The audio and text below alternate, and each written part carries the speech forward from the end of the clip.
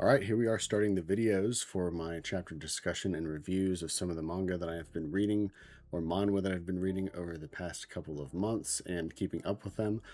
We are going to be starting off with The Infinite Mage, which is a manhwa that I've been reading, or a webtoon that I've been reading over the past couple of months, keeping up with it, caught up at least. A lot of these videos that I will start, I'll put a disclaimer in the video to say that I am doing a script and basically using the same template for most of these videos, but I'm going to be doing a lot of them. I'm going to be putting them out whenever I get them done. If two overlap, I will try to do both of them. If not, I will just do the same structure as I'm doing right now, which is just getting them done when I can. It's something that I want to do, and if I keep doing it, maybe I'll get faster. So let's go ahead and get into the chapter. All right, welcome back, mainly to myself, but also to the chapter reviews and discussions that we are doing. This one, like I said before, is for The Infinite Mage. This series has always been packed with nonstop action, but ever since the new season and the Heaven arc kicked off, it's been one intense event after another. We've had the giant in the forest, the tribal warriors on horseback, the hidden races, and deep class structures at play. And things have only gotten heavier with the one ritual ceremony that Chiron and his friends are desperately trying to stop. After learning the heartbreaking truth about a friend's mother and the fairy system that dictates the lifespans based on past wrongdoings, they finally reach this ceremony. Only for Chiron to absolutely be furious at what he sees. And if I'm saying Chiron right, then hopefully I can get corrected whenever people can comment. It's pretty early in the YouTube life, but we're going to continue here. He calls it out for what it really is, which is not some noble act of willpower or sacrifice to create more giants, but blind adherence to a broken, outdated system that could be changed if those powers actually wanted it to be so. That tension explodes in this chapter, chapter 173. A disturbance in the one ritual draws the fallen angel Ikasa, who launches a surprise and a brutal assault. The chapter cranks the stakes way up as Ikasa overpowers Chiron and the group, throwing them into immediate danger, feeling a sense of helplessness and high stakes peril under the altered laws of the heavenly realm. The kidnapping of Amy, Tess, and Aaron at the end leaves everyone in a terrifying position. So that's enough for the intro. All right, now we'll move on to the pacing and structure of the chapter. The pacing feels intense and abrupt, with a sudden escalation that catches the group off guard. It is action-heavy and confrontation-focused rather than exploratory or dialogue-driven, building quick tension through a dominant villain appearance and a rescue or setup cliffhanger. The structure is relatively straightforward, set up in the changed environment, an example being the post-whirlwind Serpent Valley, or similarly the Heavenly District.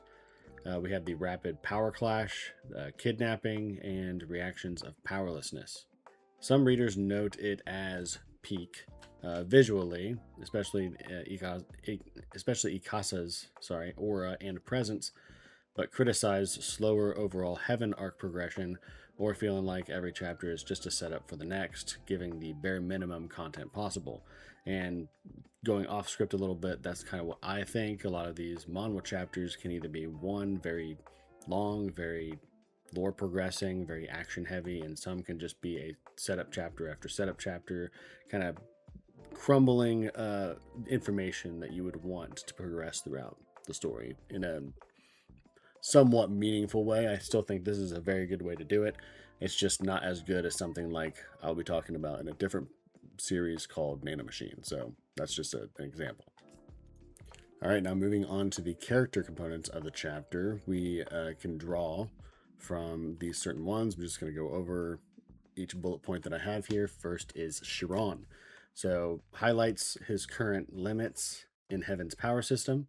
He struggles despite his infinite potential, emphasizing growth needed and an emotional drive, i.e. protecting his friends or his loved ones in Amy and the rest of his friends.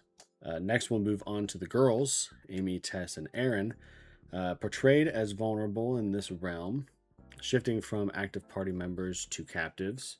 We have raises stakes for their safety and potential figure roles. examples being some lore implications around Nephilim or claiming to be them. Chiron might be, but the others definitely not. Next, we'll move on to Ikasa, the fallen angel.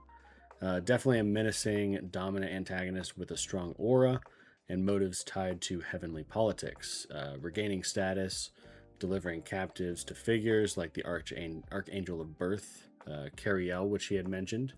I guess that's something you can do, and that is going to be more probably of the heavenly politics that we'll learn coming up in the future chapters. She showcases overwhelming superiority. And then we'll move on to the last component, which is the supporting allies, so i.e. the Gardrak or the others. So underscored themes of finite human laws versus, or finite laws within heaven versus human, or in this case, Chiron's infinity, offering wisdom amid chaos.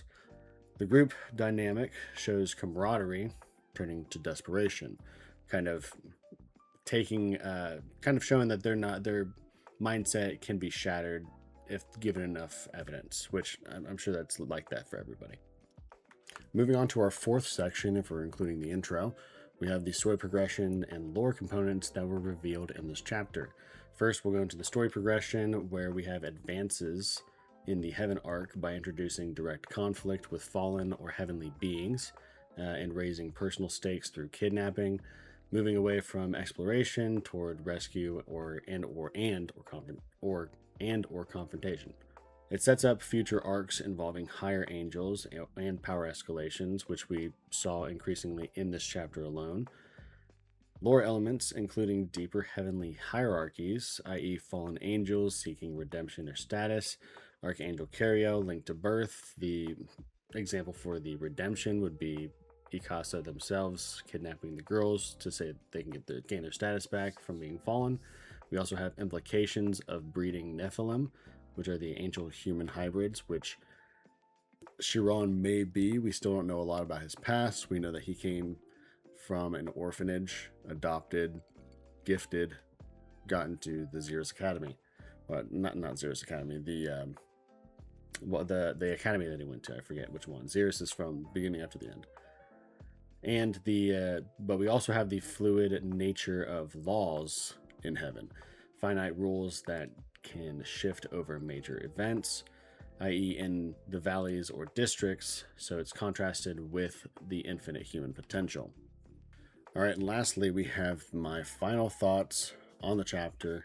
So this one is a high-tension, visually striking chapter that delivers a major shakeup and cliffhanger, effectively raising emotional investment. This somehow ends up being the same way with every single manhwa that I've read, a lot more so than others, kind of keeping that drive. I mean, most stories have that. You have TV shows that leave that cliffhanger at the end, leave you wanting more. Same with manga, same with comics. I've seen them.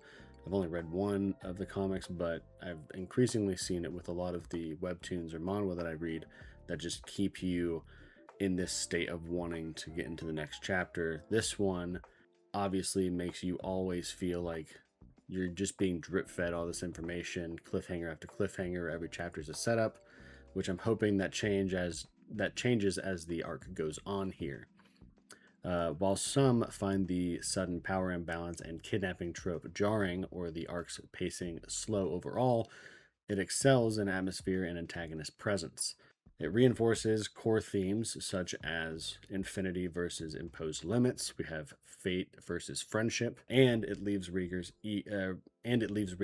eager or anxious for Chiron's response and the girls' fates. So a peak aura moment for fans of the heavenly lore and action, but it may test patience for those wanting a faster resolution.